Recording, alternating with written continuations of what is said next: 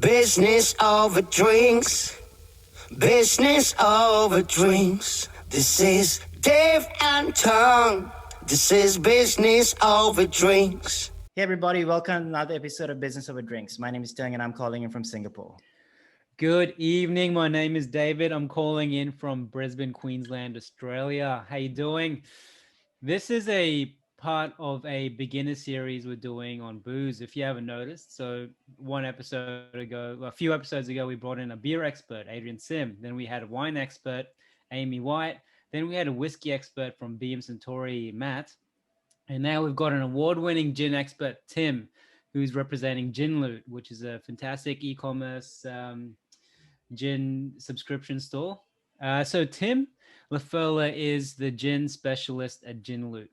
Essentially a professional gin drinker, his role entails sourcing hundreds of gins, building relationships with the distilleries, and researching, writing, and recording content for the brand, which is a polite way of saying he drinks all the time.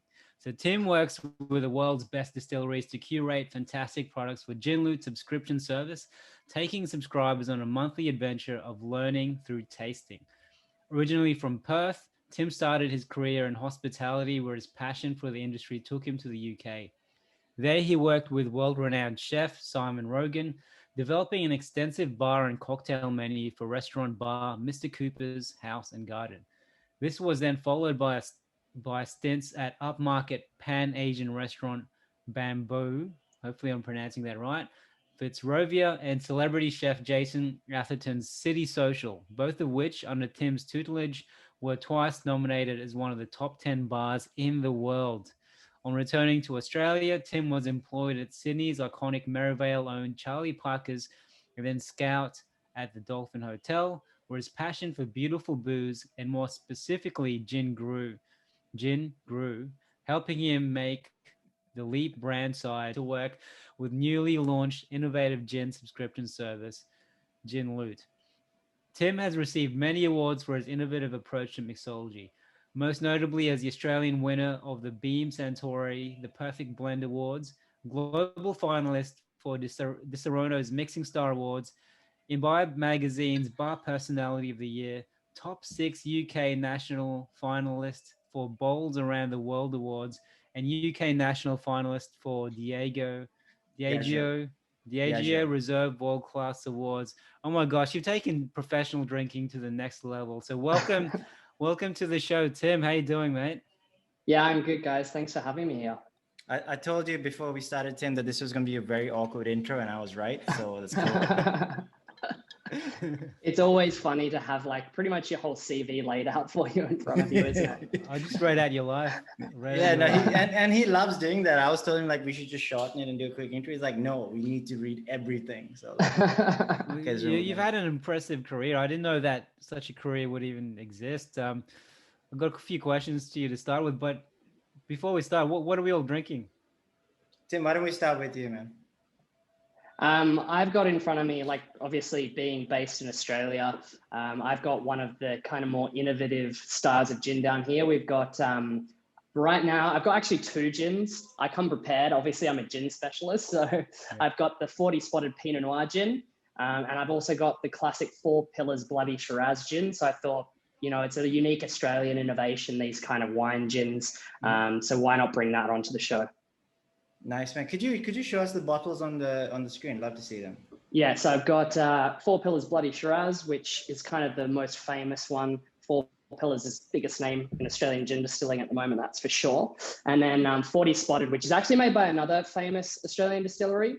It's made by Lark Distillery, very famous for making whiskey, but now they're doing gin as well. So this one's a cracker. When did they start? Like, when did they start making gins mixed with... It's gin stored in wine barrels, right? No, so it's actually not wine barrels. So the way, it depends. Everyone has their unique spin on it, depending on which distillery it comes from. But if you talk about the ones like the 4 Pillars Bloody Shiraz, they actually take the fresh fruits that you would usually make wine out of, and then they simply just infuse it into a gin. And that's it. So it's not even like fermented like a wine first and then infused. It's purely the grapes. And I guess like it just kind of made sense. It was at the time, I think from what I understand, Four Pillars were kind of thinking how they can do their own unique spin on a slow gin. And nice, yeah. obviously the one thing we have here in Australia in abundance, it's very famous for wine. So plenty of wine grapes, Four Pillars being in the middle of a wine kind of region, the Yarra Valley, it just kind of made perfect sense. And then now off the back of that, there's distilleries obviously all over Australia, and each one puts their own kind of unique regional spin. So 40 Spotted being down in Tassie, that even cooler climate than Victoria uses those Pinot Noir grapes. So it's pretty exciting to see like all the different, it's almost like that concept of terroir that you may have heard of in wine. Maybe the wine expert talked about it. It's like that sense of location where it came from, which I find pretty interesting. Yeah, wow. I don't think we learned much. I mean, we tried to learn as much from the wine expert, but then we were just really bad. I mean, I think she hates us now, but it's cool. No, it was actually really good. So no, she was really good. Yeah, we were not good. I'll just say that. Dave, what are you drinking, man? So tonight I'm drinking gin from the Edinburgh Gin Distillery, and it's an elderflower liqueur, small batch infused with aromatic elderflower, and it tastes like Chupa Chup candy. Like it's got that great sweet aroma, and I'm really enjoying it. This is the very first time for me to try it, and I love it. It's very sweet, and I think it's easy. It's a good transition for anyone who's trying gin for the first time. It's not strong, very easy. I think it'll be very easy to get drunk with. Yes. So that sounds like a gin that's trying to entice young people to start drinking. I'm just gonna say that. Remember, like, we are in Australia. Drink responsibly. Yeah, that's right. Don't all of that stuff. Don't drink, everybody. Don't drink. Don't become an alcoholic. Don't become like Tone. We're bad role models. This is for entertainment purposes only. Don't sue us. All right. I'm drinking a St. George's. I didn't know this, but it's from California, so not bad. I didn't actually know that you could get really good gin in California. I could be wrong. It's not a sweet gin. It's quite I would say a dry gin. It's pretty good. And yeah, that's the way I describe gin. So Tim, I'm going to be looking to you to really help me with that. That's how I describe St. George makes some great gin. Okay. Yeah, no, this is the first time I've actually had it, so I'm quite pleased. Yeah, I mean, I'd really love to just dive straight into it, Tim, to kind of understand a little bit more about you, because I'd really like to know, so what exactly is a mixologist, and how do you start a career in it, as an alcohol expert, a mixologist? How do you start your career in that? A paid alcoholic, essentially, yeah, right? Basically, yeah. Because a mixologist is more like a bartender slash someone who creates drinks, right? Yeah, exactly. It's kind of a fancy word for a cocktail bartender who really just specializes in creation of cocktails, I guess. Mm-hmm. And a part of that is kind of understanding all the different spirits you work with, and then using those as the base to create new and exciting kind of flavors and drinks, and add things and kind of, go from there. It's I guess, the same as saying a chef, but we just deal with liquids.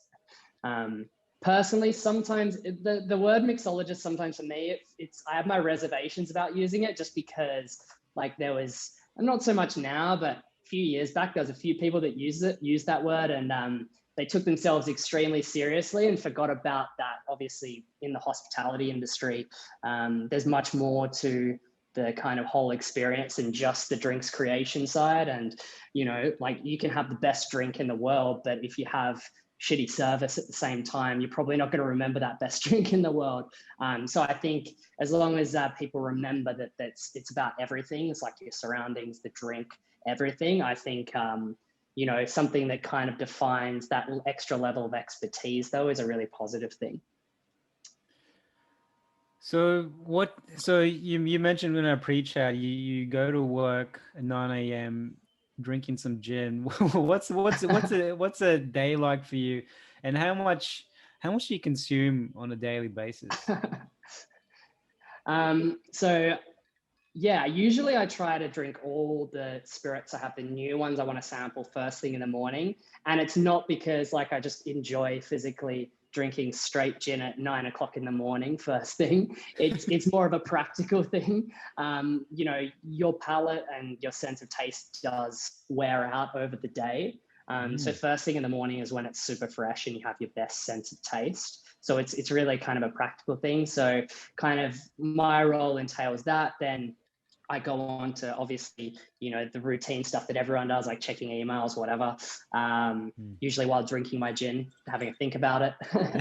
And then after that, like in the afternoon, I'll do more stuff around content, like writing tasting notes, working with our videographer, photographer,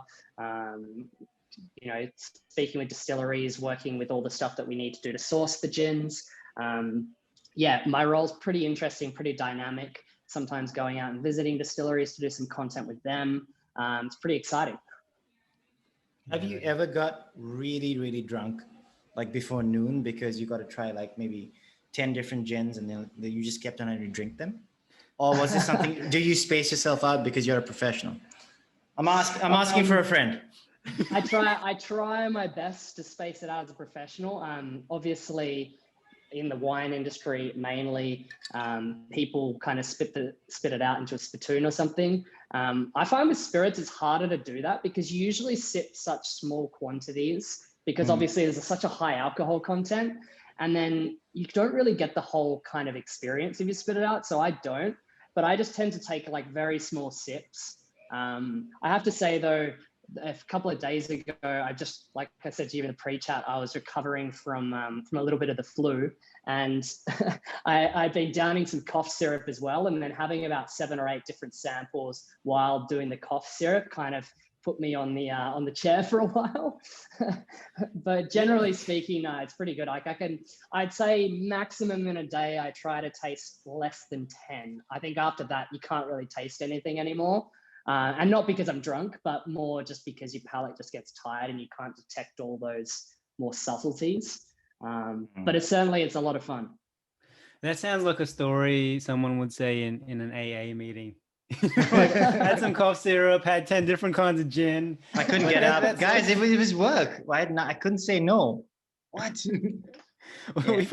We have some more important questions lined up, but I really want to get, like, just in case someone's listening and they kind of want a career in this industry, or as a mixologist or doing the awesome stuff that you're doing.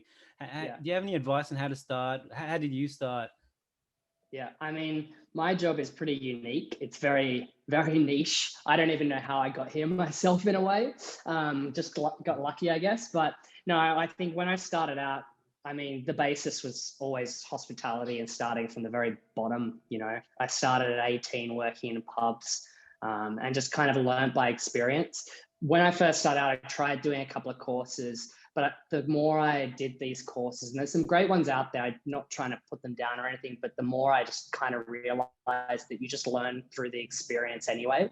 It's kind of like, almost think of it like doing an internship. So you start at the bottom, you do all those shitty jobs, like an intern in an office would get coffee or whatever like that. You start off as a barback and you just fetch the stuff for the bartender, and you kind of learn by watching, and then slowly over time build up your experience. Then you jump behind the bar. And I just kind of took the approach that every time I moved jobs, I would try to be the person that had the least experience. There's always someone that was better than me that I could learn from. And then just slowly, like, you progress to kind of better and better.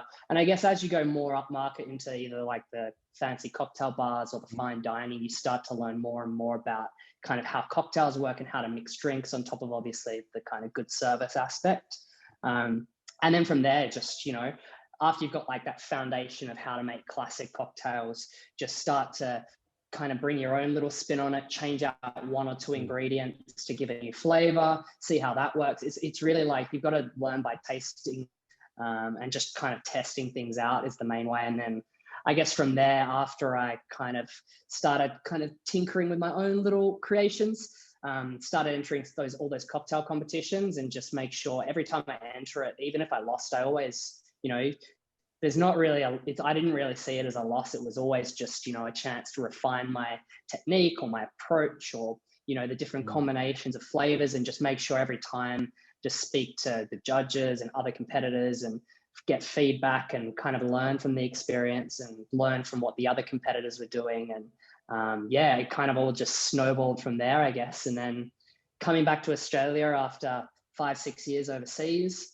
it was great. And then, you know, I found more and more as I'm getting older, the late nights get harder and harder all the time. But I still was super passionate about obviously the booze world. And here I am. I drink booze still for a living, slightly different role, but it's a hell of a lot of fun. Yeah, I'm sure it would be. So that sounds like a really interesting, I mean, that's like a proper journey, right? From like, you know, you started from the bottom and then you kind of like grew and From Padawan to Jedi in alcohol. kind of like, oh, like Yeah, a I Drake mean, song, people, start from the bottom. yeah, I mean, people don't see hospitality as a career, but there's so many different ways you take it these days. Obviously, with the spirits world, there's obviously some massive companies that kind of produce spirits and more so than in wine. And I guess to a great degree, it's the same in beer as well, but there's some huge brands. So you can take it in so many different directions. It could be maybe you end up progressing through management, hospitality, and managing a portfolio of venues.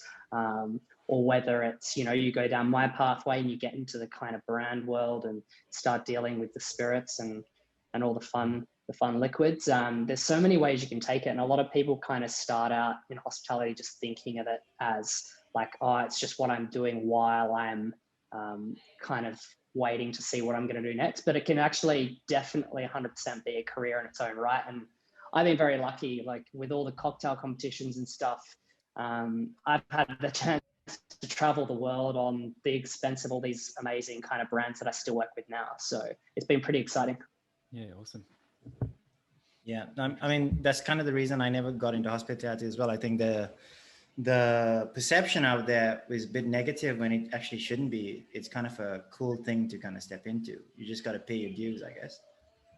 Yeah, I think it's like anything, right? Like if you put the time and the effort into it and are dedicated enough, you can make a career out of anything. That's true. That's true, though. I mean, we have a podcast, which means we didn't put any time or effort into anything. So it is what it is.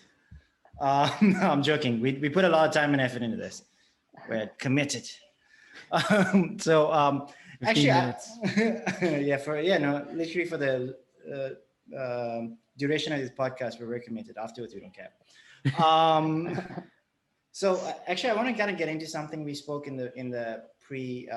We just lightly mentioned in our pre-discussion because you said that the Shiraz and the wine gins, right? The red wine, the Pinot Noir gin as well. Yeah. Kind of Australia's take on the slow gin thing, which is from the UK. Yeah. Yeah. Am I wrong about that? No, that's right. Yeah. I love slow gin. So my thing is, right. So what's your opinion on something like slow gin and then there's gins that they flavor with things? Because I think with Australia, they're trying to bring the unique Australian wine culture into their gin. And then for England, it was because we had something, we need an excuse to get drunk really early in the morning. So slow gin's like a liqueur for us. It's like a coffee liqueur. What do you think about those gins that they kind of flavor it with? Like, you know, they. So sorry, Tim. Before you answer, can you tell me what slow gin is? I have no idea what that is. So basically, slow gin is like a specific style or category of gin. It actually, in most countries, it has its own specific regulation because otherwise it wouldn't actually be able to be called gin. But it's essentially they take gin and they infuse it with sloe berries. Sloe is a kind of fruit it's more similar to a plum really than a berry. Mm-hmm. It's quite acidic. So because it's quite acidic, they also tend to add quite a bit of sugar to kind of balance the sweet and the sour. Mm-hmm. And then sometimes a little bit less strong than your regular gin. Slow gins can be down to 25% alcohol, whereas kind of a regular gin here in Australia anyway, it's minimum 37%. It's kind of a fruit infused sweeter style of gin, but it doesn't have to be sweet. There's a lot of modern ones now where kind of people are drinking more drier styles of drinks.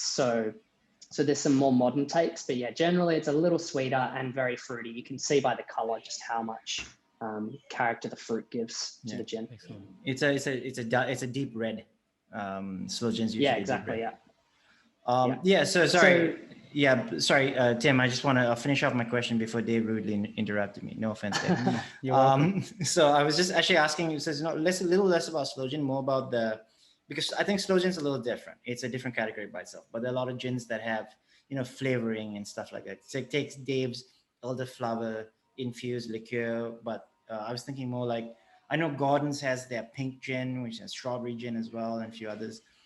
I'm not a massive fan of those. I find them a bit odd, but I just want to have your take on that. Like, what's your opinion on that? Yeah, I think the important thing to remember about gin is that legally juniper should be the strongest flavor in gin. And juniper is essentially the main botanical, if you want to call it, that all gin has to have to be able to be called gin. And in almost every country, by regulation, it should be the strongest flavor. But what the strongest flavor is kind of a gray area that's open to interpretation. So what for me might taste like the strongest flavor might be different to what you think is the strongest flavor. So kind of a lot of brands have played on that and been a little bit cheeky, and it's shied away from what gin should be. And slow gin, being a very old school traditional style, has exceptions to that with the, like I was saying, in the regulations. But I think I'm not opposed to flavored gins. I think the beauty about gin is such a fun, kind of vibrant category. And there's a lot of innovation going on. And I wouldn't want there to be any kind of regulation that's too controlling, that stifles all that, because I just think it's so much fun, all the new ones that come out constantly. But I think it's important to remember that juniper has to be a feature in that gin. Otherwise it's not gin, it's just flavored vodka. What's the flavor of, what does juniper taste like? How do you know? I guess the most common way people describe juniper is it tastes like pine, the wood pine. It also, for me, it's kind of like, imagine rosemary, but more like the woody stem of the rosemary rather than the leaf. It kind of tastes like that to me. I need to lick more pine to know what that tastes like. Go to being down in Australia here, go to your local Bunnings and just buy a slab of pine and just chew on it. Okay, good advice. Everyone, Tim said that, all right? Follow his advice. Just make sure you get the untreated pine. Just get poisoned. Just make sure that you follow everything he says without question. And we are not. That was a joke, guys. Please. None of anything shared by our guests is not something endorsed by us. Cool. Thanks, Tim. That'll be in our gin guide. Yeah, that's going to be in our gin guide. As long as it tastes like juniper. And juniper is like one of the heroes in the flavor profile.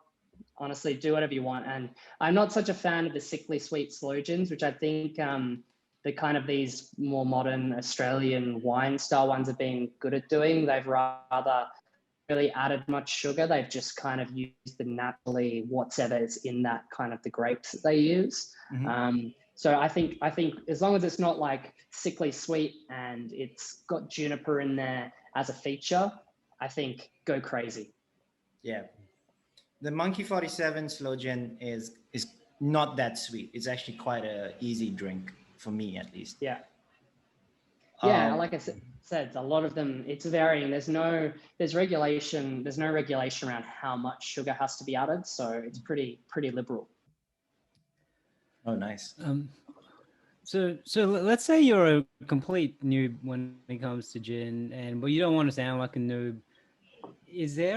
So it's a two-part question. So is there an entry level? I don't know if that's an offensive question, but is there an entry level gin people can kind of try to get into gin? And also, let's say you're out in a business meeting or you're out on a date. Is there a gin that you can order that's kind of that's kind of an all-rounder gin that'll be good to order for everyone, like that no one will be offended by, or that'll kind of make you sound sophisticated even though you don't really know what you're talking about? Yeah, I think like there's a few of the big names in distilling that you can kind of find these days in almost every bar in the world, that in that case it'd be my kind of go-tos.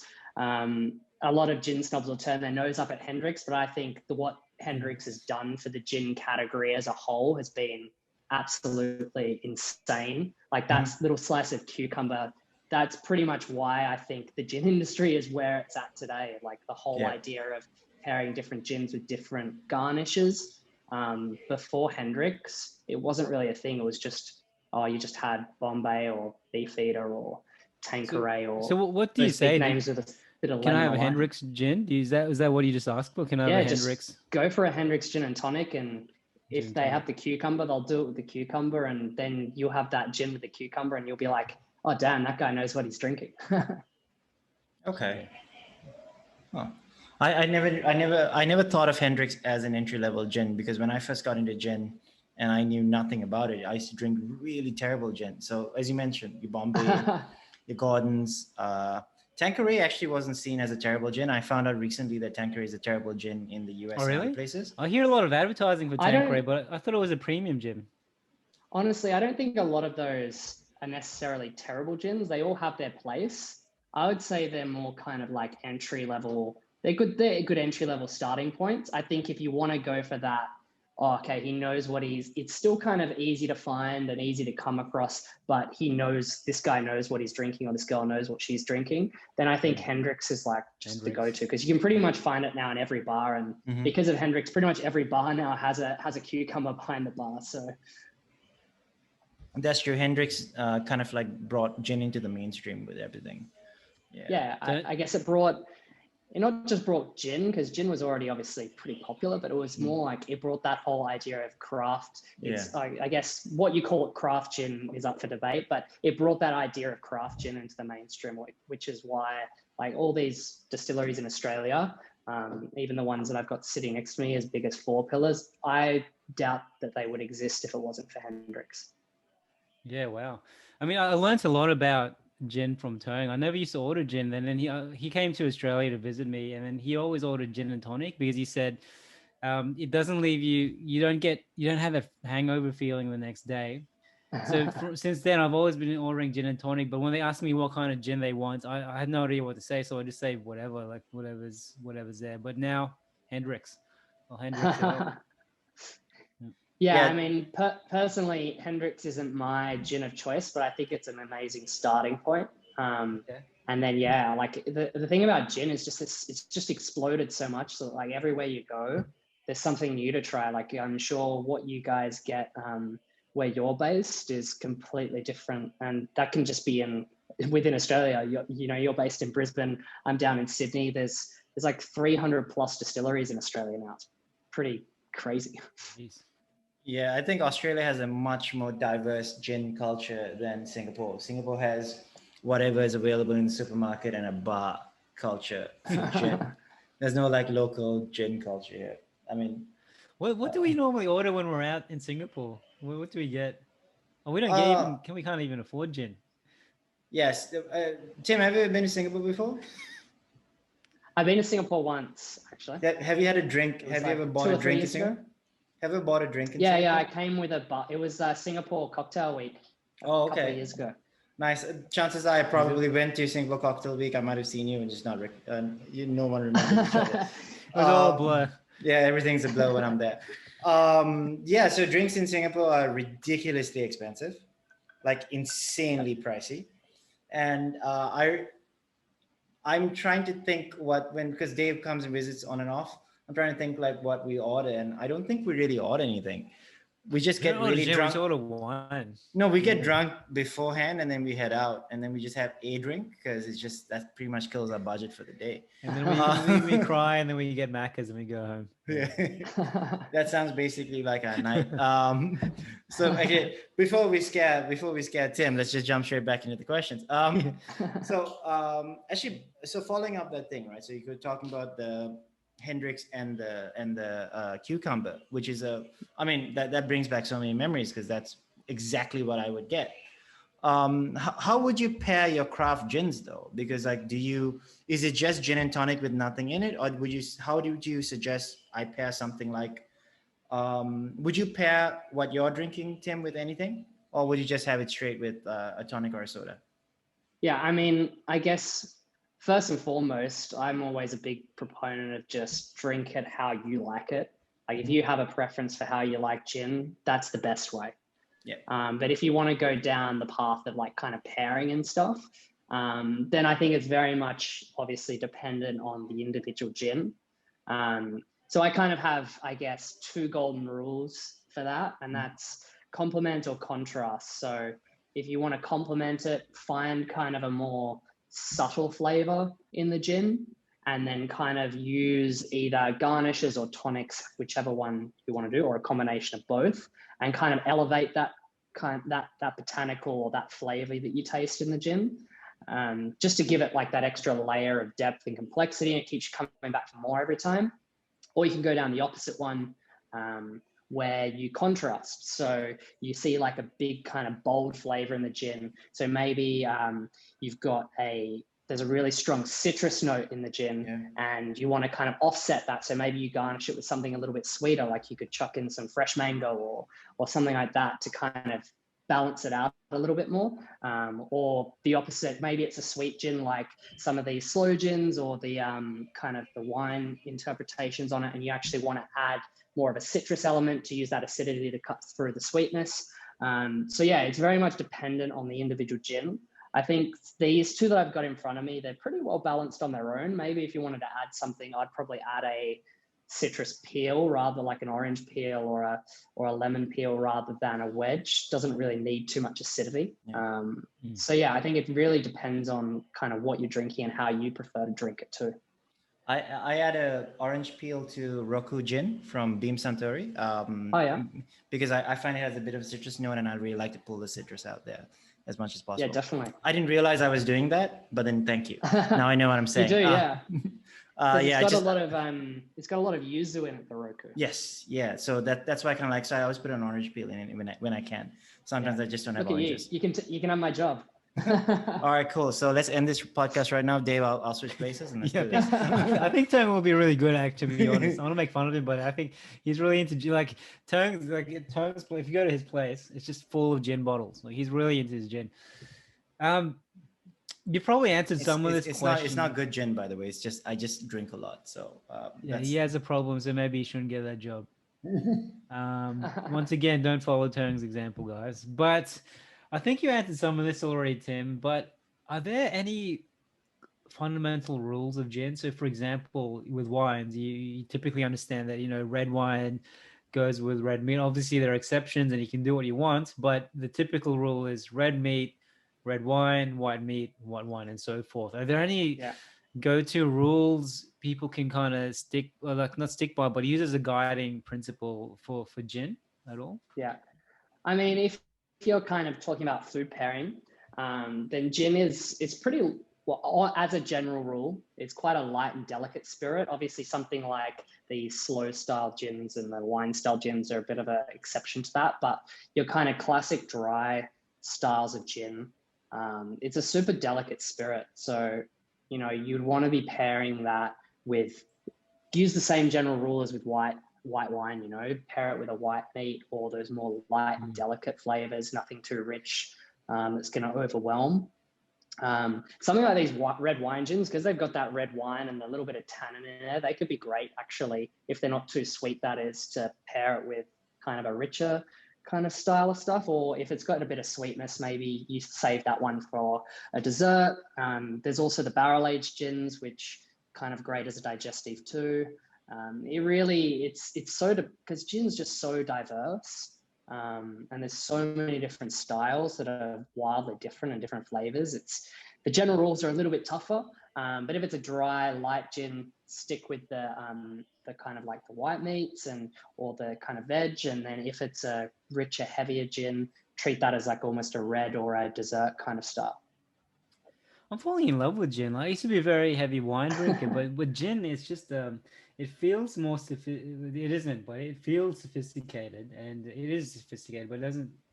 And it's just I don't know what I'm talking about, but it feels clean. Like it's clean to drink, and it's classy and elegant, but it's clean. Like I like it. And it's so versatile. Tim, I want to apologize. Dave's getting a little bit drunk when he starts to start soliloquizing about gin. That's usually a bad sign. That's a bad sign. I'm just going to call it out. It's not going to be sophisticated for much longer then. It's going to get. He's like, I love this. I love this shit. Oh, you just start throwing it at the computer. So, and I'm going to start sharing the dark secrets about myself. End of term. Yeah, we're going to edit that stuff out. So actually one of the couple of other things that we want to talk about is about the industry. But before I do that, right, you were sharing some really cool stuff about what you're doing at Ginloot, especially around the You guys have this massive gin hamper that you guys were talking about. I don't know much about it, Tim. You just mentioned it to me. Do you want to share that with me? Obviously, like you talked about in my little intro, the creepy long intro. Our core kind of thing that I do here at Gin Loot is putting together our subscription boxes, which is we give you 3 different samples of gin every month with different themes, depending on kind of where you're at in your gin journey. And but we've started to do a lot more because gin is just such a popular gift. So we've got you can buy one-off gift packs from us, but also we do hampers with kind of a little bit more kind of love in terms of educational stuff. Like there's a cocktail book in there. There's a gin candle just for fun. There's some kind of all different accessories to get you started, some garnishes for pairing, some tonics. So yeah, just anything that you can think of for your gin lover that can, help them to level up their gin game. It's in the hamper. Do you want to share some of the gins that you've been curating? Obviously, it's going to be different for everyone, but maybe just some of the cool gins people can expect to find. Oh, we work with, I'd say, being based in Australia and there 300 odd distilleries here in Australia. We don't limit ourselves to Australian gins, but more than probably 2/3 of the gins we use are made right here in Australia. We work with everyone from obviously 4 Pillars, the biggest name in Australian gin at the moment. We might use some other great distilleries as well, like Never Never. One of my favorites down in South Australia, Threefold. Animus is another favorite. I'm pretty much just rolling off my favorite gins that I've tried this year. So there's just so many different distilleries here, like 300. It's just mind blowing. I couldn't even remember them all off the top of my head at one time. And I think just in 12 months, obviously, if you're a subscriber with us, that's 36 gins, and that's only the tip of the iceberg. Okay, I don't want to put you on the spot, but have you ever tried gin from the distillery Bols and Flinders, I think? Or I have, yes. What was it? They do some interesting, they do so many different ones though. I think they do 6 or 7 different expressions. The one I've tried actually is really weird. It's a gin made with ants. Oh wow, okay. I've not tried that gin. I've tried the gin maritime made with gin. ants. Yeah. There's actually 2 gins in Australia made with ants. They're one of them. The other one is called Green Ant. And both of them use different varieties of ants that are native to Australia as a botanical. Ants are actually edible. Shitload of ants. It is, yeah. It's funny though, if you've ever, I don't know if you ever had the chance to eat, you can't eat all ants, so just don't go out in your back garden and pick an ant and eat it, because I don't want you to die or anything, but... So Tim said, eat your ants. Okay, cool. Cool, okay. Yeah, we said it. Don't get bitten by ants. And lick pinewood. Some certain types of ants, they have a one type, the green ants that Green Ant Gin use, they're super acidic. They've got this certain type of acid called formic acid, and it kind of tastes like, imagine lemongrass, but with the acidity of citrus. That's pretty much what it tastes like. So it's pretty crazy. You don't even think of that for an ant, but that's kind of what it tastes like. And then the other type of ants, the ones that Bols and Flinders use, they use these ants from Western Australia, I think it is. And they give a more kind of musty, kind of earthy flavor to it. So pretty interesting. Wow, okay. I was just going to ask you about, because they have a couple of gins called the Maritime and the Oriental gin, but the ant gin sounds a lot more interesting. I've never tried that before. Wow, okay, cool. I've eaten ants though. I've eaten ants in Cambodia. So that was weird. Sounds weird, but they actually don't they taste pretty good, I think. Yeah, no, they're part of the diet in a lot of places outside of actually in Asia. A ton of places eat ants in Asia. Yeah, it's not filling enough. Anyway, I'm a big fan of Gin Loot. It's a really good way, because we had a few boxes from Gin Loot, and it's a really good way to start your gin journey. And then there's also the other brand, Whiskey Loot, and you get some guides, some really good video content, and some instructions about gin, and it's just really, really great gin. So if we have the link on our show notes, or you can check out ginloot.com to check out, what it's all about. And it's really good. The hamper looks really interesting. A gin candle. Is there actually gin in that candle? What is that? It's kind of the essence of gin. All the different kind of flavors that you would find in a gin. So a lot of juniper. And plus that one's mainly, I think that one's a grape. I can't remember off the top of my head. We changed it a couple of times. I think at the moment it's grapefruit and blood orange or something like that. So really good combination for gin. Yeah, like the card I got from Gin Loot had a bunch of guides to how to prepare the gin, like the specific gin you're given, and link to some video content. It was good stuff. Back to gin, right? Dave's really drunk. No, I'm not. He's struggling to maintain his professionalism. All right, Karen, Dave. That's me every day. That's me wherever I go, struggling to maintain my professionalism. But rare gins, I'm a huge collector of stuff, and especially when it comes to the business side of things, like rare gins. There's some very expensive whiskeys out there. Is there the same thing for gins? Like, are there ultra expensive gins out there? Are there collectibles? If you're an investor, what should you be looking for? Yeah, I hate to burst the bubble here, but I don't think anyone's really getting rich off gin anytime soon. Okay. I think the only, like the more expensive gins tend to just be because the botanicals they use in it are a little bit rare, a little bit more expensive. You don't really see much in the way of gin in Australia here that's over like $100 a bottle. Yeah. It's very limited. And that's just because it's, people, generally the market isn't really prepared to pay much more than that, I think, for gin. No one's really tried it. I think the difference with gin, obviously, because it's not aged, you could just make it and sell it more or less straight away. That's not that same sense of rarity that this is such a small batch that can never be repeated. So for that reason, it doesn't kind of attract the prices as like a 60-year-old whiskey or something crazy like that would, or some whiskey from the early 1900s or something like that.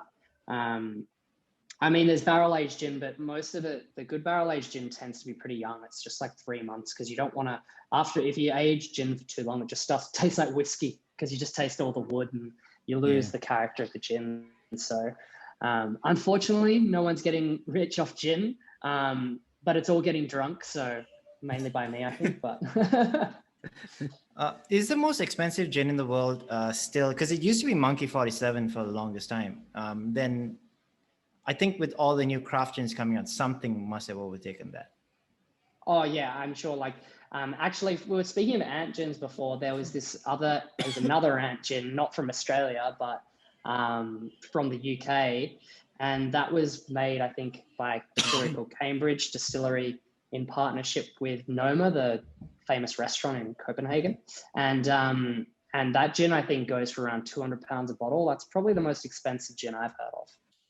£200 a bottle? What? Do they think what makes it like, more expensive? What? Is it mainly branding, or is there something special about it?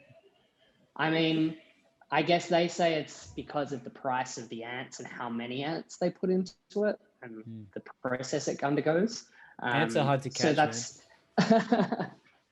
especially without getting bitten. And you need a piece of bread and a small fish tank. So that's why you need, just guys. Spill a bit of one of these sweet gins on the floor and just wait a couple of days and it's job done, right? Yeah, exactly. And you just collect a bunch of drunk Scoop ants. them up. It's done.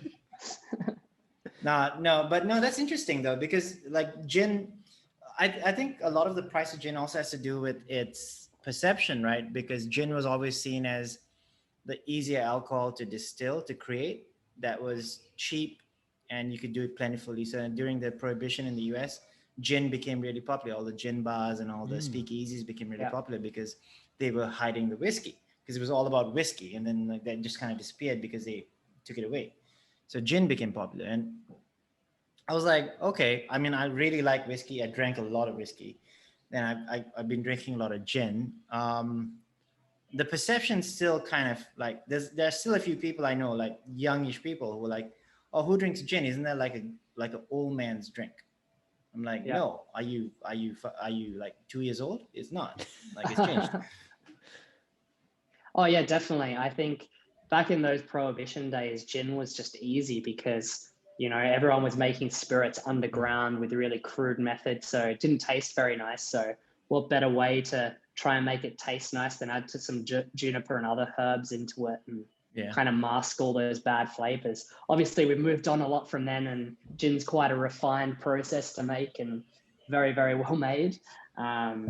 But I don't think that it's so much that. I think definitely, like, even if you go as far back as when I started bartending, like, gin was not a thing like it is now.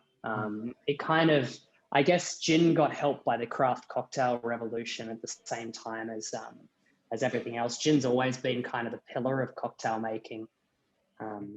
Like the cocktails back in, like, that all came out around that time of prohibition, you know, they were there to kind of, as well, to help mask those like bad flavors of poorly made alcohol. And now cocktails is more about enhancing the great flavors that are there. So yeah, I mean, there is still some perception, but it's definitely changed a lot from even 5 or 10 years ago. That's interesting. Yeah. Dave, sorry, man, I got a question. So Tim, I really wanted to ask you more about the industry as well, because you kind of want to see where things are going to go, right? Do you, like, how big do you think the craft gin industry can get? Because right now it's really, it's red hot. It was red hot a few years ago. It's still red hot. But craft gin, do you mean standard gin, or is it mixed gin? So craft gins usually, they're not the mass-produced, massive. They're from single. Am I wrong, Tim? Am I getting that wrong? No, I mean, there's no real definition of what craft gin is. Everyone tries to put their own interpretation on it. If you speak to the guys at Four Pillars, they'll probably still say that that's a craft gin. But when you kind of compare, even Four Pillars still compared to, you know, the big boys like a Gordon's or something, it's still such a tiny, tiny fraction of the amount. And I think just sometimes just because something's mass produced doesn't mean it's not well made.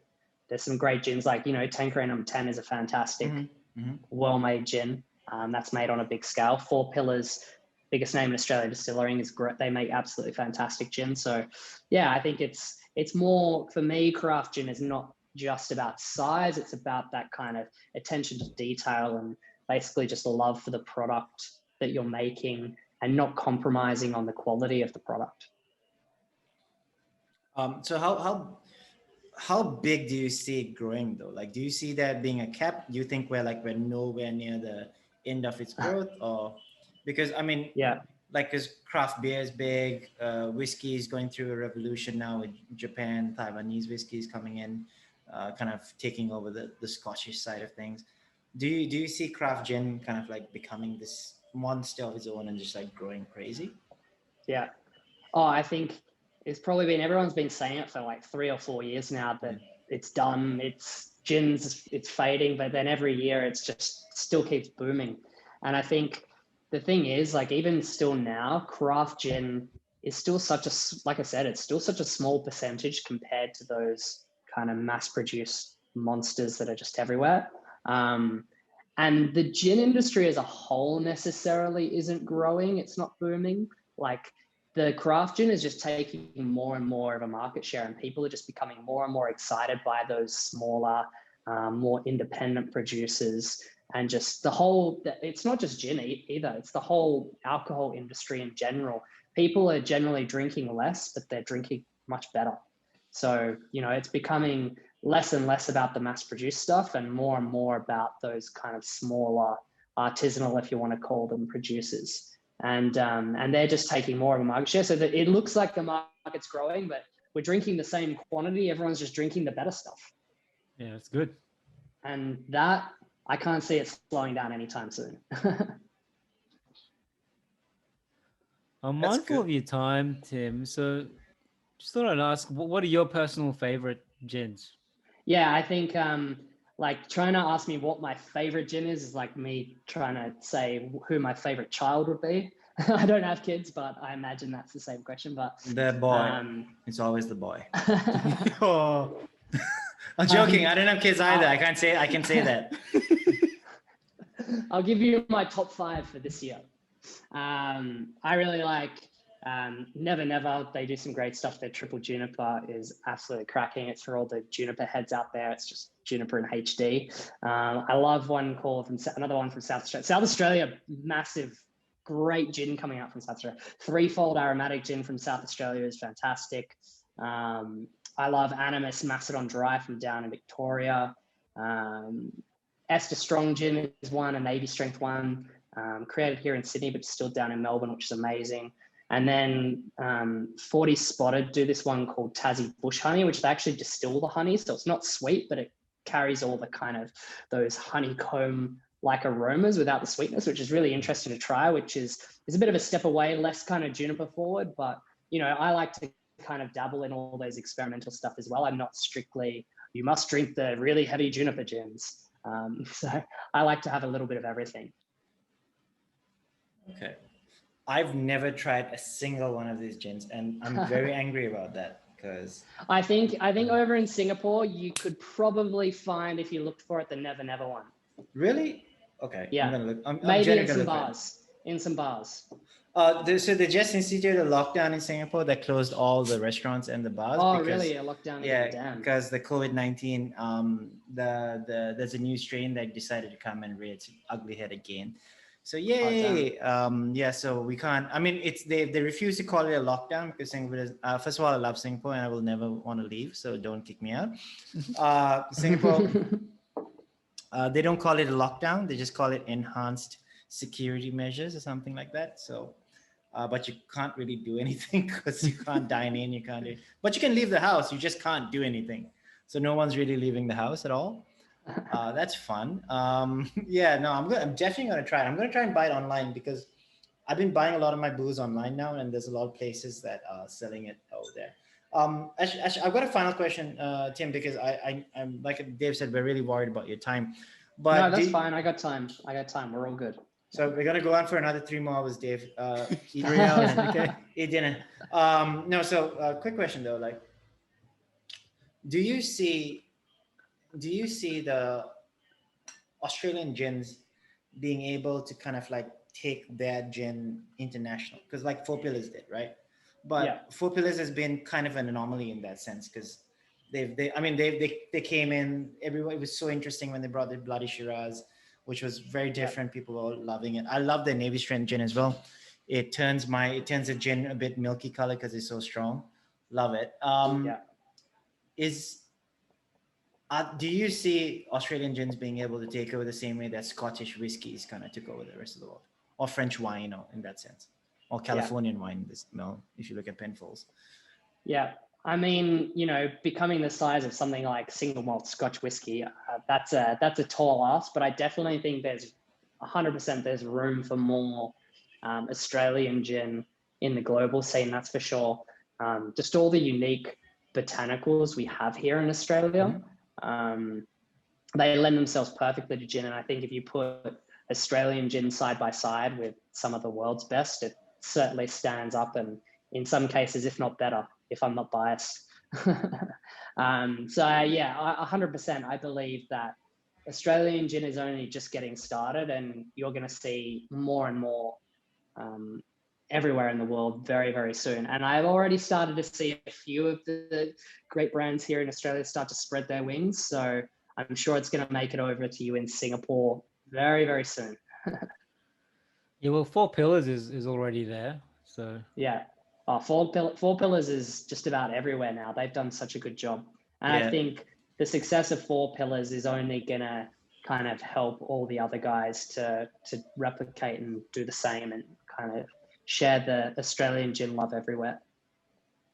Yeah, no, I think Four Pillars is going to kind of open up the door for everyone else to step in, and because if you really talked about gin a while ago, nobody really thought about Australia as being a gin hub, but we're talking just a few years ago, but now, we've spoken to so many people, everyone just talks about how gin is kind of like the big thing in Australia.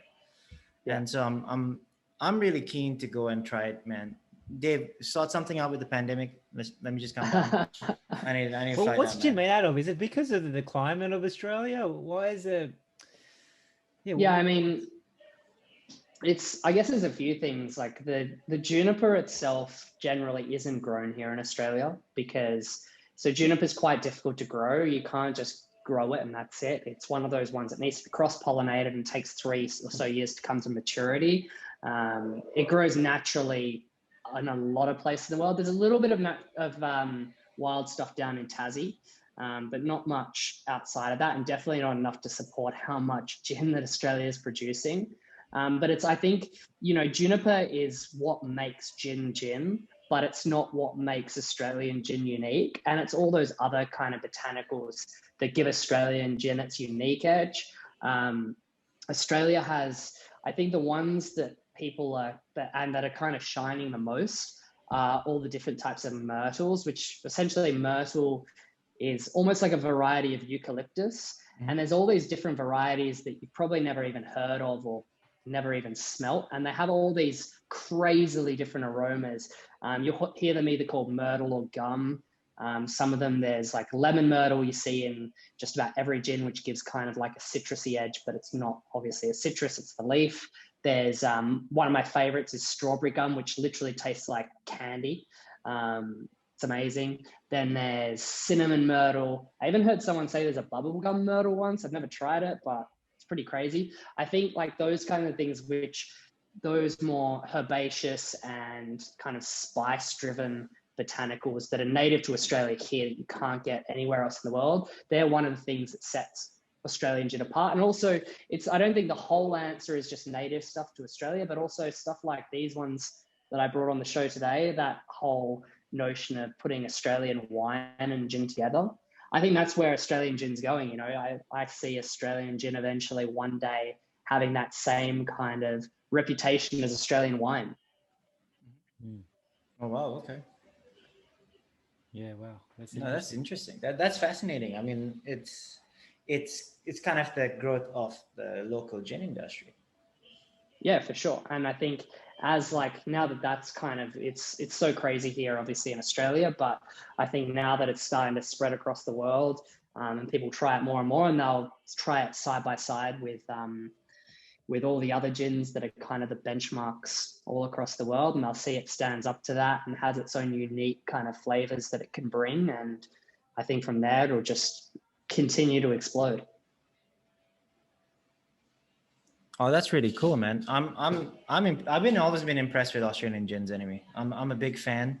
My biggest disappointment in my life was that most Japanese gins I drank, well, not many, there aren't that many, weren't as good as the Japanese whiskeys. So I always felt like I was let down a little bit by Japanese gin.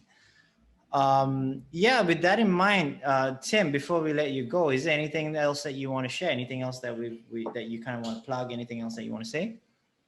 No, I mean, like gin loot in general. If you're down here in Australia and want to find a way to kind of explore, 300 distilleries in Australia, where the hell do you get started with all those? And like gin loot, we're going to take you through all those different ones from Australia and around the world. And then, just even if you just follow us on social media, Instagram, gin loot, literally at gin loot. Super easy. Or you can follow me myself. I'm Tim and Tonic. But just if you want to learn all about gin, just hit us up at Gin Loot. That's pretty much it. All right. We'll have a link to all of that on our show notes, as well as a gin lovers hamper, which looks very interesting as well. Yeah, Dave's a big fan. He really wants it, Tim. So if you ever decide to give him a gift, that's all he's been asking for. He's like, oh, do you think Tim will give me one? I'm like, nah, he won't, man. He won't. Tim doesn't like you. Yeah, I've said that. It's a safe bet. It hurt when you told me that. But yeah. He's up in Brisbane, so there's that Sydney-Brisbane rivalry kind of thing. Yeah. Sydney's better. State of origin. No, Sydney's better. Sydney's better. I've been to both cities. Sydney's better. Yeah. We have a lot of stories. Maybe we'll do that for another podcast. But Tony had some traumatic experiences here in Brisbane. I did. I won't talk about it ever. Sorry, one last question. What's the best? So I'm just drinking gin from a glass, right? What were you drinking? What's the most sophisticated way to drink gin? I mean, I've just got it here because This is generally how I just taste gin. It's actually a whiskey tasting glass, but I find it like it's a good way just to, if you want to appreciate all the aromas and stuff, then it's a good way just kind of give it a swirl and you can smell and taste and whatnot. It's like any other spirit, I guess. It depends on how you want to drink it, really. Like there's, if you're drinking it with tonic, there's all different shapes and sizes of glasses these days. If you want to drink, generally my rule of thumb is if you want a more kind of aromatic drink, use one of those more kind of wine glass shape style of glasses, or if you want to have a more kind of fizzy drink, your classic highball is better. It retains the carbonation a bit better. That's what I love about gin. It's like, it's just so personal. Just drink it however you like it. Same thing with everything.